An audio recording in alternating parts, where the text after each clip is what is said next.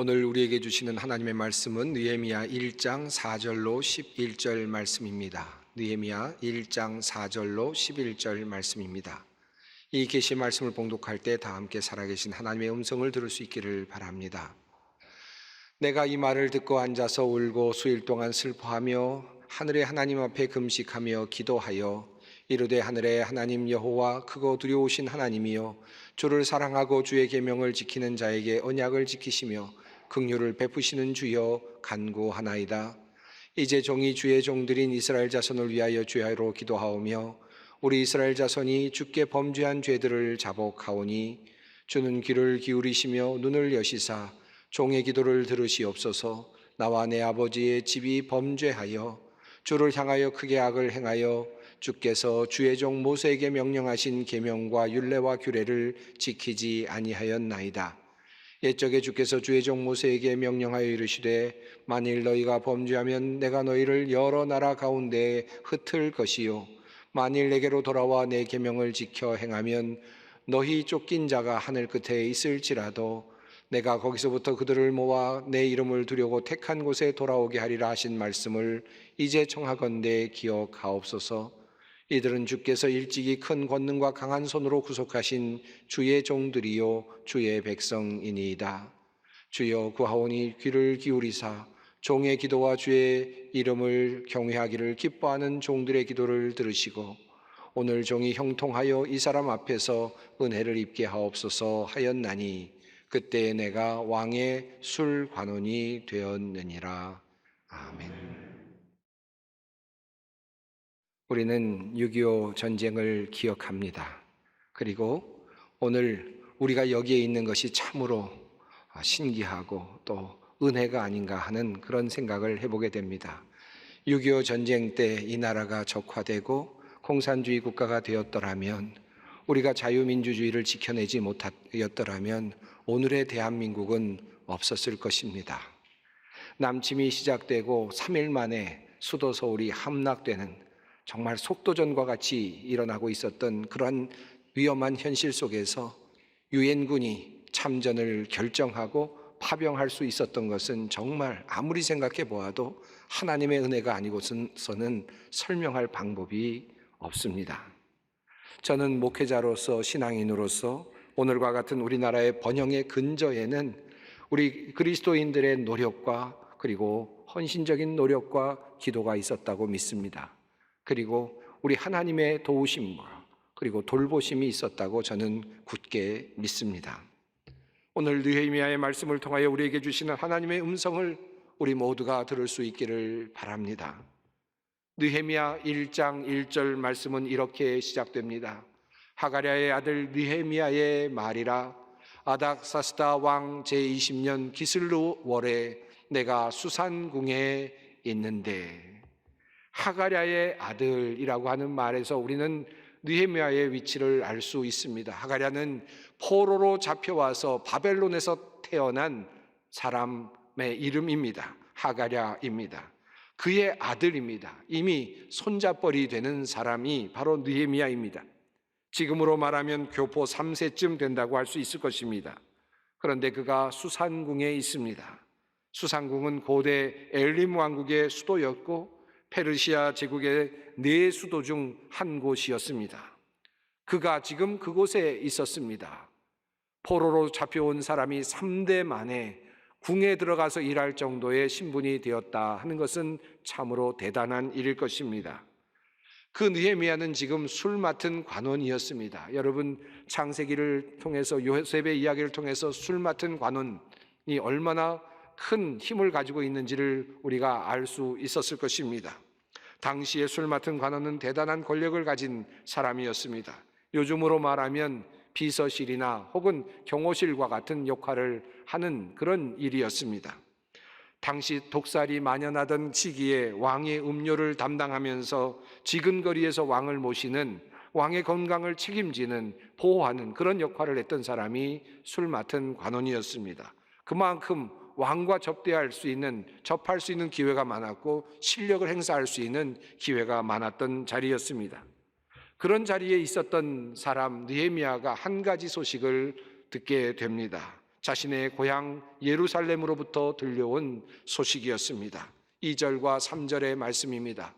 내 형제들 가운데 하나인 하나니가 두어 사람과 함께 유다에서 내게 이르렀기로 내가 그 사로잡힘을 면하고 남아있는 유다와 예루살렘 사람들의 형편을 물은즉 그들이 내게 이르되 사로잡힘을 면하고 남아있는 자들이 그 지방 거기에서 큰 환난을 당하고 능욕을 받으며 예루살렘 성은 허물어지고 성문들은 불탔다 하는지라. 그가 들은 소식은 예루살렘에 참으로 참혹한 소식이었습니다. 성문이 부서졌고 그리고 성벽이 무너져 내리고 사람들은 유린을 당하고 침략을 당하여서 힘든 삶을 살고 있다고 하는 고향의 소식이었습니다.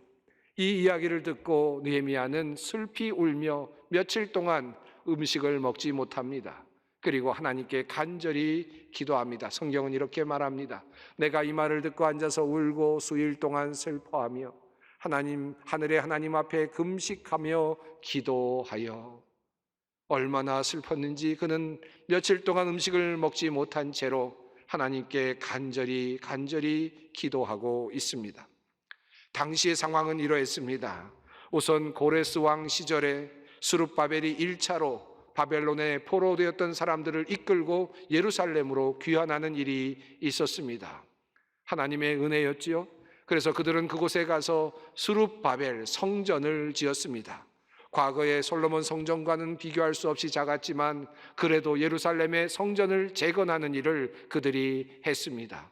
성전의 재건이 이루어진 후 한참 후에 이제 다시 또 다른 왕이었던 페르시아의 왕이었던 아닥사스다 왕의 명령을 통해서 허락을 통해서 에스라가 또 다른 사람들을 이끌고 다시 예루살렘으로 들어가게 됩니다.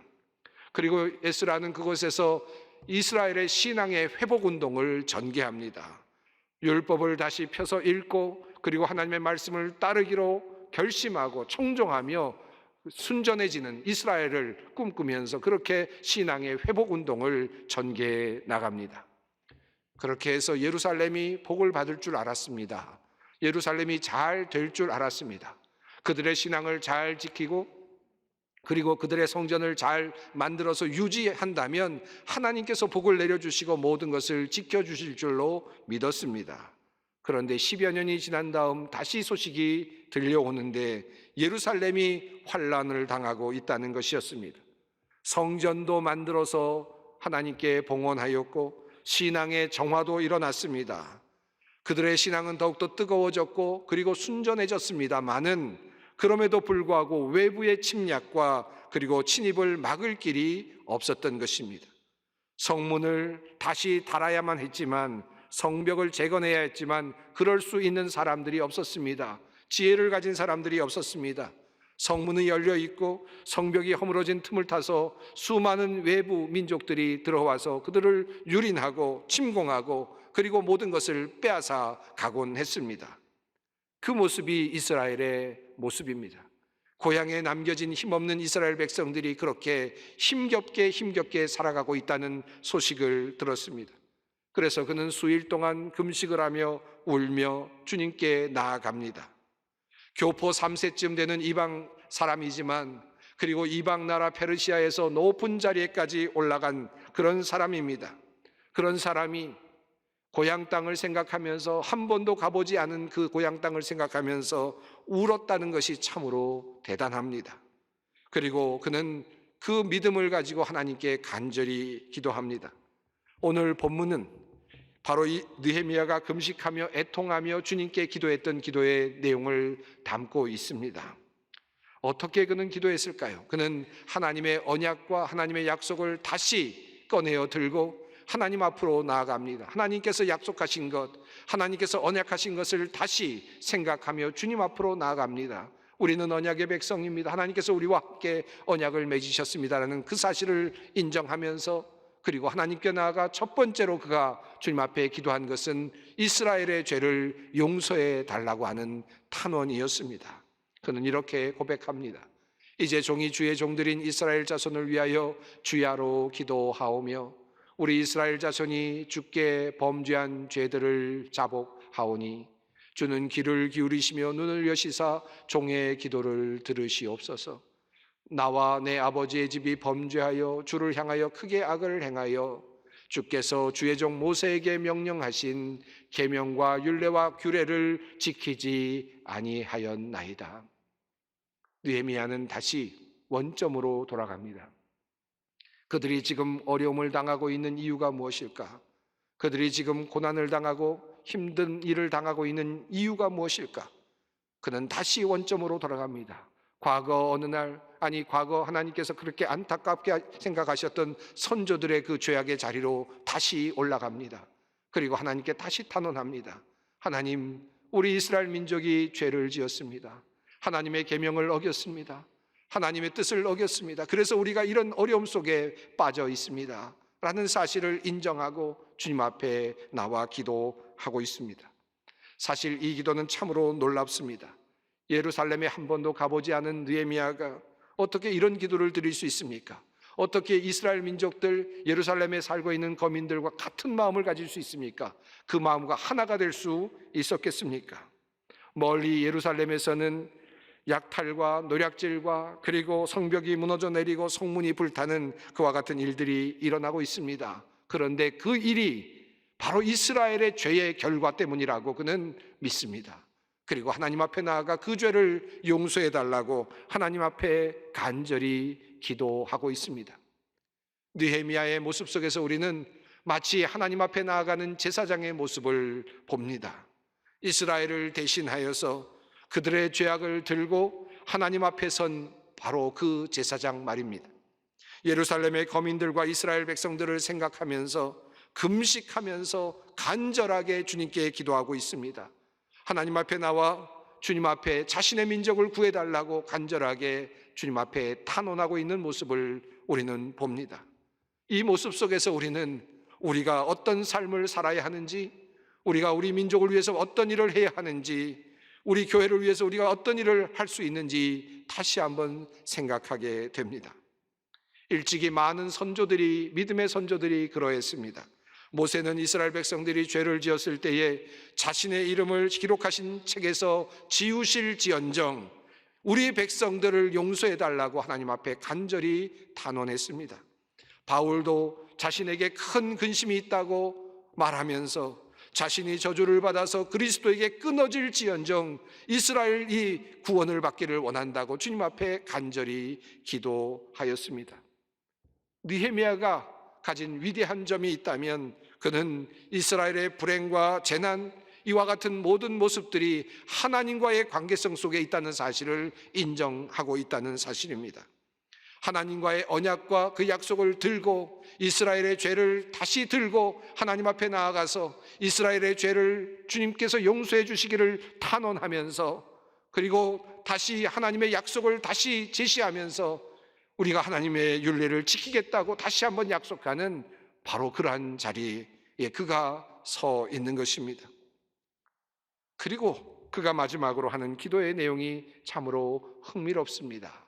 주여 구하오니 귀를 기울이사 종의 기도와 주의 이름을 경외하기를 기뻐하는 종들의 기도를 들으시고 오늘 종이 형통하여 이 사람 앞에서 은혜를 입게 하옵소서 하였나니 그때 내가 왕의 술 관원이 되었느니라. 이 기도가 참 재미있습니다. 여러분, 이 기도의 내용을 읽다 보면 참 흥미로운 장면이 이 장면에서 드러납니다. 그는 하나님 앞에 울면서 금식하면서 그렇게 기도했습니다. 하나님의 언약을 기억해 달라고 탄원했고 이스라엘의 죄를 용서해 달라고 주님 앞에 간절히 탄원했습니다. 그렇게 이스라엘을 위해서 기도하던 기도가 마무리될 즈음에 그는 하나님께 이렇게 기도합니다. 하나님, 나를 형통하게 해 주십시오. 내가 이 사람 앞에서, 왕 앞에서 은혜를 입게 좀 해 주십시오. 나는 지금 술 맡은 관원입니다 라고 그렇게 하나님께 기도하고 있습니다. 도대체 이 기도가 무슨 기도일까요? 언뜻 이 기도만 떼어서 본다면 자기의 영달과 자기의 어떤 높아짐을 위해서 기도하는 기도 같습니다. 앞으로 더 잘 나가기 위해서 하나님께 탄원하는 기도 같기도 합니다. 그런데 맞지 않지 않습니까? 앞에 있는 내용과 잘 맞아떨어지지 않지 않습니까?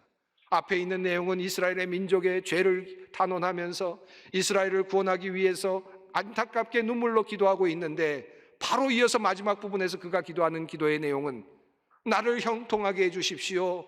그리고 내가 왕 앞에서 은혜를 입게 해주십시오. 그리고 내가 지금 술 맡은 관원 중에 관원의 일을 감당하고 있습니다 라고 그가 이야기하고 있다는 사실입니다.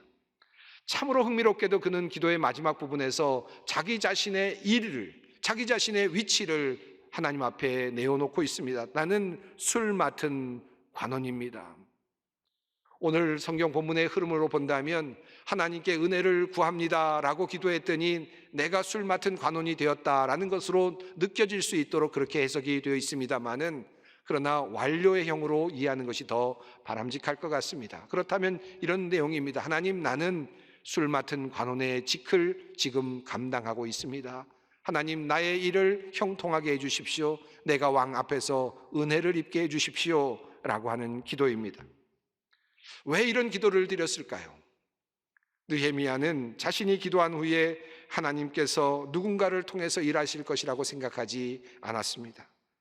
그냥 하늘에서 하늘의 방법으로 하나님의 방식으로 일하시겠지 하고 생각하고 그저 묻어두지 않았습니다. 끊임없이 유린당하고 약탈당하는 예루살렘을 보면서 성벽을 제거하고 성문을 다시 굳게 세우지 않으면 안 된다는 사실을 그는 분명하게 알았습니다. 그리고 그는 그 성벽을 세우고 성문을 바로 세우는 일에 자기 자신이 사용되기를 간절히 원하고 있습니다.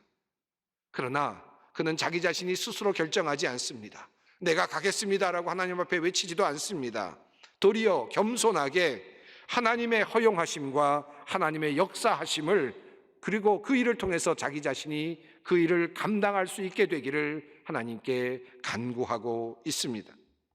술 맡은 관원이었습니다만, 임금의 총애를 받는 사람이었습니다만 그는 섣불리 행동하지 않습니다. 하나님께서 그에게 은혜를 베풀어 주셔서 왕 앞에서 은혜를 받게 해달라고 그는 그렇게 간절히 기도합니다. 이 사람 앞에서라는 말이 참 흥미롭습니다. 이 왕 앞에서라는 뜻입니다.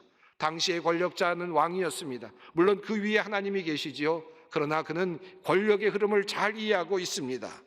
이 세상의 질서를 잘 이해하고 있습니다. 그리고 하나님께서 그 세상의 질서 안에서 자기 자신을 사용해 주시기를 하나님 앞에 간구하고 있습니다. 이 사람 앞에서라는 말을 오늘의 말로 바꾼다면 이런 말로 바꿀 수 있지 않을까 생각합니다. 우리 국민들 앞에서, 이 세상 사람들 앞에서, 이 사회 안에서 내가 은혜를 입게 해주십시오, 내가 인정을 좀 받게 해주십시오 라고 하는 그런 기도입니다. 하나님께서 그에게 자리를 주셨습니다. 왕의 수를 담당하는 관원의 자리를 주셨습니다. 이 자리를 주신 이유를 하나님 앞에서 다시 묻는 것입니다. 그리고 그 자리, 주신 그 자리에서 기회를 찾고자 하는 것입니다. 무엇을 위해서입니까? 무너진 예루살렘의 성벽을 재건하기 위한, 방어선을 다시 구축하기 위하여, 안전한 성을 다시 만들기 위하여 그는 하나님 앞에서 은혜를 구하고 있습니다.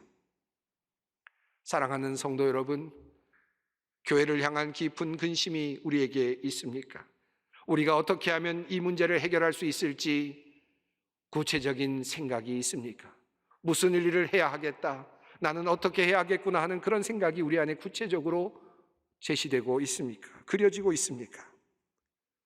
느헤미야는 그것을 그리고 있습니다. 그리고 그것을 행동으로 옮기기 위해 하나님께 은혜를 구하고 있는 것입니다. 이 장을 보면 하나님께서 느헤미야가 드린 기도를 어떻게 이루어 주시는지 살펴볼 수 있습니다. 아닥사스다 왕 제20년 니산월에 왕 앞에 포도주가 있기로 내가 그 포도주를 왕에게 드렸는데 이전에는 내가 왕 앞에 수심이 없었더니, 성경은 이렇게 이야기합니다. 느헤미야가 1장에서 예루살렘의 참혹한 현실을 들었을 때에 그때는 기스르월이었습니다. 우리로 말하면 11월과 12월에 해당하는 달입니다. 그런데 2장으로 넘어가면 니산월입니다. 3월과 4월에 해당하는 달입니다. 약 한 4개월이 흘렀다는 뜻입니다. 그는 섣불리 행동하지 않았습니다. 4개월 동안 기다렸습니다. 자신에게 하나님께서 주시는 기회가 올 때까지, 하나님께서 은혜를 베풀어 주실 때까지 기다렸습니다. 금식하며 기다렸겠지요? 기도하며 기다렸겠지요? 당연히 수척해질 수밖에 없습니다. 근심하다 보니 얼굴이 어두울 수밖에 없습니다. 그때 그만 그의 근심이 왕에게 드러나고 말았습니다. 이것은 그에게는 큰 위기였습니다. 왕 앞에서 근심이 드러나는 것은 불경입니다. 왕에게 근심을 전가할 수 있기 때문이죠. 그래서 왕의 심기를 흐트릴 수 있기 때문에 얼마든지 책망을 받을 수 있고 또는 벌을 받을 수 있는 위기였습니다. 그런데 왕이 도리어 그에게 관심을 표합니다. 성경은 말합니다. 왕이 내게 이르되 내가 병이 없거늘 어찌하여 얼굴에 수심이 있느냐? 이는 필연 내 마음에 근심이 있음이로다 하더라. 이때 그 옆에 왕후도 함께 있었다고 성경은 전하고 있습니다. 왕후와 함께 있는 자리, 아마도 너그러움이 넘쳤을 바로 그런 자리였을 것입니다. 그때가 바로 하나님께서 베풀어 주시는 은혜의 때였습니다. 그는 하나님께서 자기에게 주시는 그 은혜의 때를 놓치지 않았습니다. 그리고 왕에게 청하여 예루살렘 성을 다시 재건할 수 있도록 허락을 받게 됩니다. 이것이 하나님의 은혜였습니다. 느헤미야는 이렇게 해서 예루살렘으로 들어가 성벽을 재건하고 예루살렘 성문을 다시 다는, 그래서 예루살렘 성을 다시 굳건하게 하는 일을 감당하게 됩니다. 이후의 이야기는 계속 진행되지만 오늘은 이야기는 여기서 정도에서 머물러야 할 것 같습니다. 오늘 우리에게 주시는 하나님의 말씀, 느헤미야의 이야기를 통해서 우리는 무엇인가를 배울 수 있을 것입니다. 하나님께서는 우리에게 분명히 근심하지 말라고 말씀하셨습니다. 나 자신을 위해서 말이죠. 무엇을 먹을까, 무엇을 입을까 근심하지 말라 주님 분명하게 명령하셨습니다. 그러나 한편으로 주님은 우리들에게 또 다른 근심에 대해서 말씀하셨습니다. 하나님의 뜻대로 하는 근심에 대한 말씀이었습니다. 주님 말씀하십니다. 하나님의 뜻대로 하는 근심은 후회할 것이 없는 구원에 이르게 하는 회개를 이루는 것이요 세상 근심은 사망을 이루는 것이니라.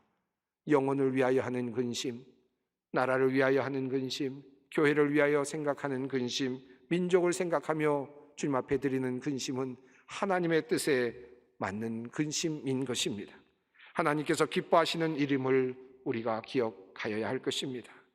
오늘 우리 민족, 백성, 교회에 무너진 성벽이 무엇일까요? 우리는 어떻게 그 성벽을 다시 세울 수 있을까요? 고민하며 함께 기도할 수 있었으면 좋겠습니다. 간절한 마음으로 우리 백성의 죄를 주님 앞에 내어놓고 우리의 교회의 죄악을 주님 앞에 고백합시다. 용서를 구합시다. 마치 나의 일인 것처럼 주님 앞에서 중보의 자리에 함께 서십시다. 그리고 느헤미야가 기도한 마지막 기도를 늘 기억했으면 좋겠습니다. 하나님, 종이 형통하여 이 사람 앞에서 은혜를 입게 하옵소서. 하나님, 나에게 은혜를 베풀어 주십시오. 나를 형통하게 해 주십시오. 내가 형통해야 할 이유가 있습니다. 이유는 이 민족을 위해서, 이 나라를 위해서 내가 할 일이 있습니다. 이 교회를 위해서 내가 할 일이 있습니다. 나에게 이 자리를 주신 이유가 있지 않습니까? 나는 그 이유를 압니다. 하나님, 나의 이 자리에서의 나를 형통하게 해 주십시오. 나를 이 사람에게서 은혜를 입게 해 주십시오. 그 기도를 드리는 것입니다. 6.25 전쟁은 아직 끝나지 않았습니다. 이념의 경계를 허무는 이들이 있고 교회를 무너뜨리는 이들이 여전히 있습니다.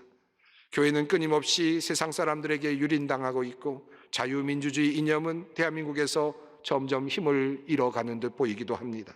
성벽이 무너져 내렸고 성문이 불에 탔습니다. 이제 우리는 이곳에 있습니다. 여러분이 있는 자리는 어디입니까? 느헤미야가 주님 앞에 고백했던 그 고백이 우리 모두에게 함께 있기를 바랍니다. 함께 기도하겠습니다. 하나님, 이 나라, 이 백성 위기 가운데 있음을 알고 주님께 기도합니다. 하나님께서 복을 주신 이 나라가 어려움 가운데 빠지지 않도록 지켜주시옵소서. 하나님의 이름을 망령되게 일컫는 이념이나 세력이 침노하지 못하도록 거룩한 성을 다시 수축해 하옵소서. 우리에게 주시는 그 자리에서 하나님께 부르시고 원하시는 그 소명을 받게 하시고 그 일에 매진하는 주님의 종들 되게 하여 주시옵소서. 예수님의 이름으로 기도드립니다. 아멘.